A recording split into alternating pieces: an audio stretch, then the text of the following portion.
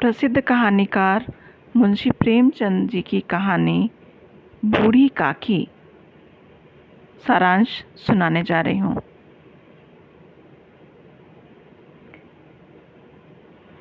बूढ़ी काकी में जीभ के स्वाद के अलावा अन्य कोई इच्छा नहीं थी।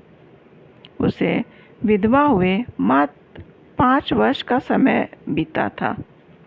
उसके जवान बेटे भी असमय मर चुके थे। इस संसार में ऐसा कोई नहीं था जिसे बूढ़ी काकी अपना कह सके। था तो केवल उसका दूर का भतीजा बुद्धिराम। भले मानुष पंडित बुद्धिराम ने बूढ़ी काकी के सामने लंबे चौड़े वायदे कर उसकी सब संपत्ति अपने नाम लिखवा ली। पैसे का लालची बुद्धिराम बहुत जल्दी ही बदलने लगा। बुद्धिराम की पत्नी रूपा भी व्यवहार से कठोर थी, लेकिन ईश्वर से उसे अवश्य डर था। इसलिए वह बूढ़ी काकी से दुर्व्यवहार करते समय डरती थी। बुद्धिराम और उसकी पत्नी का व्यवहार बूढ़ी काकी के प्रति दिनों दिन कठोर होता चला गया। यहाँ तक कि जिस बुढ़िया की जायदाद से 100-150 रुपये प्रति माह की आमदनी होती थी, वह भोजन तक के लिए तरसने लगी। बूढ़ी काकी जीभ के स्वाद के आगे विवश होकर रोने चिल्लाने लगती थी।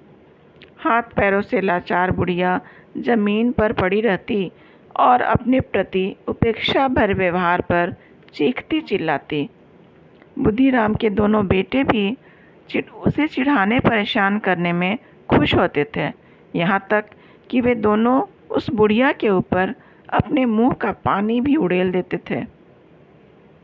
लेकिन बुद्धिराम की बेटी लाडली बूढ़ी काकी से बहुत प्यार करती थी। लाडली भाइयों से तंग होकर बूढ़ी काकी की कोठरी में आ जाती थी और चना चबाना जो कुछ भी होता था मिल बांटकर बूढ़ी काकी के साथ खाती थी। कुछ समय बाद बुद्धिराम के बेटे मुखराम की सगाई थी, जिसमें भाग लेने के लिए काफ़ी मेहमान आए हुए थे। सारे गांव में खुशी का माहौल था। चारपाइयों पर आराम कर रहे मेहमानों की नाई सेवा कर रहे थे।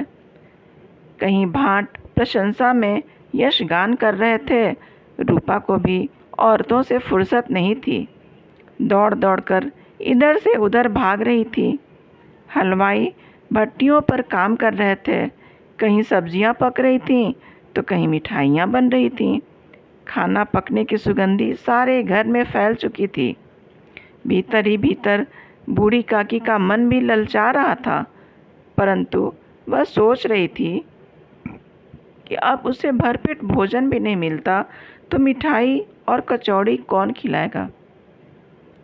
रह रह कर उसकी जीभ लपलपा रही थी और दिन होता तो वह रोज चीख कर सभी का ध्यान अपनी ओर खींच लेती, लेकिन अब शकुन के भय से वह चुपचाप बैठी रही थी। धीरे धीरे उसका मन बेकाबू होता चला गया और उकड़ू बनकर हलवाई के कड़ाहे के पास जाकर बैठ गई। अचानक रूपा की नज़र बूढ़ी काकी पर पड़ी तो वह आग बबूला हो उठी और बूढ़ी काकी को खूब भला बुरा कहा। अपमानित होकर बूढ़ी काकी भी कुछ नहीं बोली और रेंगती हुई चुपचाप अपनी कोठरी में चली गईं। काफ़ी समय बीत जाने के बाद भी बूढ़ी काकी की किसी ने सुध नहीं ली तो उसका मन बेचैन हो उठा। तरह तरह के विचार उसके मन में आने लगे। सभी लोग खा पी चुके होंगे, तेरी याद किसी को नहीं आएगी। इसी बीच उसकी भूख जोर पकड़ने लगी और हाथों के बल सरकती हुई लोगों के बीच जाकर पत्तल पर बैठ गई। लोग आश्चर्य से देख ही रहे थे कि बुद्धिराम की नज़र उस पर पड़ गई। उस दयनीय बूढ़ी काकी को बुद्धिराम ने दोनों हाथों से उठाकर कोठरी में लाकर पटक दिया और खूब भला बुरा कहा। वह यह भूल गया कि आज उसे जो सम्मान मिल रहा है वह सब बूढ़ी काकी की संपत्ति के कारण ही है। रह रहकर बूढ़ी काकी स्वयं को कोसती रहीं। कभी सोचती कि वहाँ नहीं जाना चाहिए था। बिना खाए मैं मर तो नहीं जाती। इतना दुर्व्यवहार होने पर भी बूढ़ी काकी का मन दावत में रखा हुआ था। कभी कचौड़ियाँ याद आती तो कभी स्वादिष्ट रायता, लेकिन लाडली के अलावा बूढ़ी काकी के प्रति किसी के मन में कोई सहानुभूति नहीं थी। रात के 11 बज चुके थे। सभी मेहमान आराम कर रहे थे। हारी थकी रूपा भी सो चुकी थी, लेकिन लाडली थी जो जाग रही थी। वह उस समय की प्रतीक्षा में थी जब अपने हिस्से का मिला हुआ खाना बूढ़ी काकी को ले जाकर खिलाए। रूपा को पता लगने पर पिटाई होने का डर था। माँ को सोता देखकर लाडली चुपके से अपने हिस्से की पूड़ियाँ लेकर काकी के पास पहुँची। बेसब्री से इंतजार कर रही बुढ़िया एक ही झटके में सब खा गई, परंतु इससे उसकी भूख और बढ़ चुकी थी।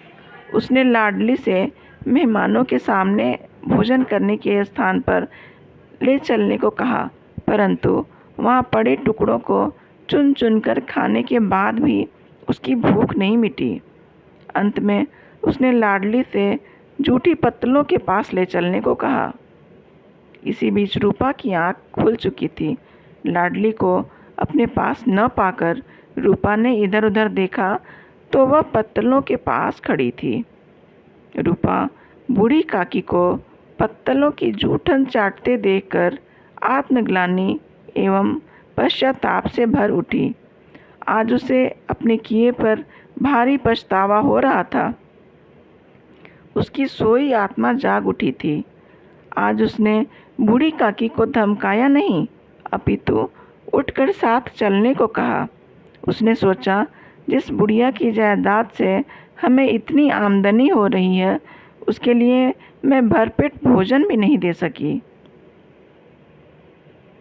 ईश्वर से अपने अपराध के लिए क्षमा मांगती हुई रूपा अपने कमरे में गई और पकवान तथा मिठाई का थाल लेकर बूढ़ी काकी के कमरे में गई। कहानीकार कहता है कि भोजन के उस थाल को देखकर काकी का मन आनंदित हो उठा। रूपा ने बड़े ही प्यार से भोजन करने के लिए कहा और विनती की कि वह ईश्वर से प्रार्थना कर दे कि वह हमारा अपराध क्षमा कर दे। बूढ़ी काकी को उस समय स्वर्गिक आनंद की अनुभूति हो रही थी। कहानी समाप्त।